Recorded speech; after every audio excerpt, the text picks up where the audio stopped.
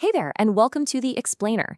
If you're a Nissan owner and that dreaded check engine light has just popped on, you're going to want to stick around. Today, we are going to demystify a really common one, diagnostic trouble code P0463. So, let me ask you this. Is your fuel gauge acting kind of weird? Maybe it's stuck on full when you know for a fact you're running on fumes. Or maybe it just isn't moving at all. That really frustrating and honestly kind of scary feeling of not knowing how much gas you really have, well, that's often the first sign that your car is trying to tell you something with this exact code.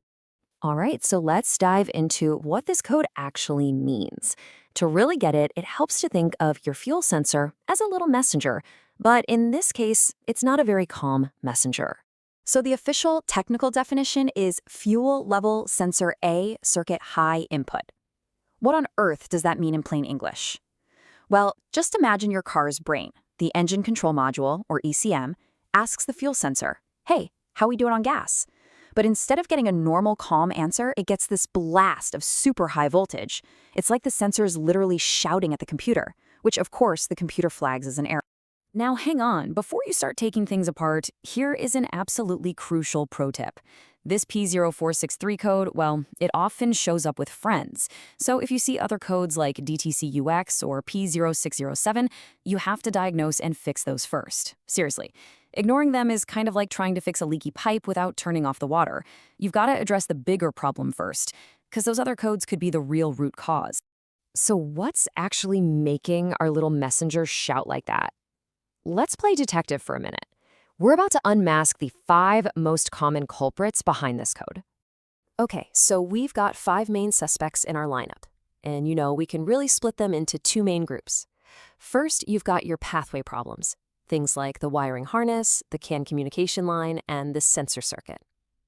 Then you've got your part problems, the combination meter, and of course, the fuel level sensor itself. We're going to look at each one.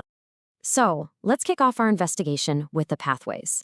A lot of the time, the problem isn't some big, expensive component. Nope, it's just the wiring that carries the messages back and forth. Suspect number 1, and by far the most common cause, is a simple problem with the physical wiring harness or its connectors. You can think of this as the communication highway in your car, and any little roadblock is going to cause a huge traffic jam. And what's really interesting here is just how simple these failures can be. We're talking about something as basic as a connection that's just wiggled loose over thousands of miles, or contacts that have gotten rusty from a little moisture, or a short in the wiring where electricity is jumping somewhere it shouldn't. Any one of these little things can create that high voltage shout. All right, next up in our investigation are 2 other pathway problems, the CAN communication line and the fuel level sensor circuit itself. Both of these are absolutely critical paths for data and electricity in your car. So what's the difference between the 2? Well, think of the CAN line as the vehicle's main data superhighway, connecting all the different computers. The sensor circuit, on the other hand, is like the dedicated little side road that's just for the fuel sensor. But here's the key thing. It doesn't matter if it's the main highway or the side road. If there's a break or short in either one, it can trigger that P0463 code. Okay, so we've checked all the pathways. If the roads are clear and the message is still getting scrambled, well, it's time to start looking at the parts that are actually sending and receiving that message. Let's move on to the components. Now, suspect number 4 is one you might not think of right away, the combination meter. In a lot of Nissans, this is this one integrated unit that has your gauges and even the AC amplifier. If this whole unit fails on the inside, it's like having a problem at the central post office. The mail, that's our fuel signal, is arriving just fine, but it can't be sorted and displayed correctly. And that disruption is what triggers the code. And that brings us to our final suspect, right back where we started, the fuel level sensor. Sometimes the simplest explanation is the right one. The sensor itself, the little guy sitting inside your fuel tank, might just be broken and needs to be replaced. Okay, we've identified all the possible culprits.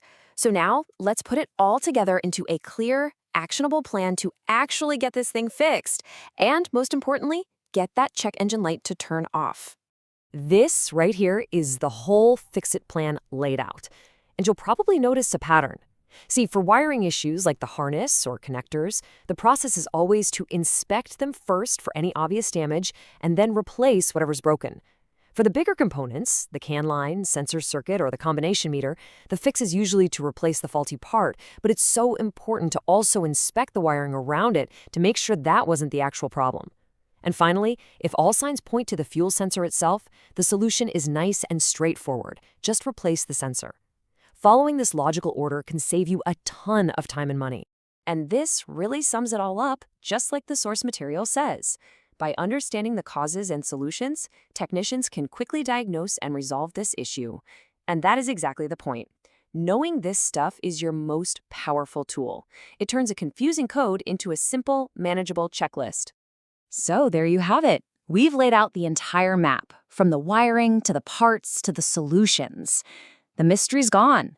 The only question left is, now that you've got the knowledge, what's going to be your first step in the investigation?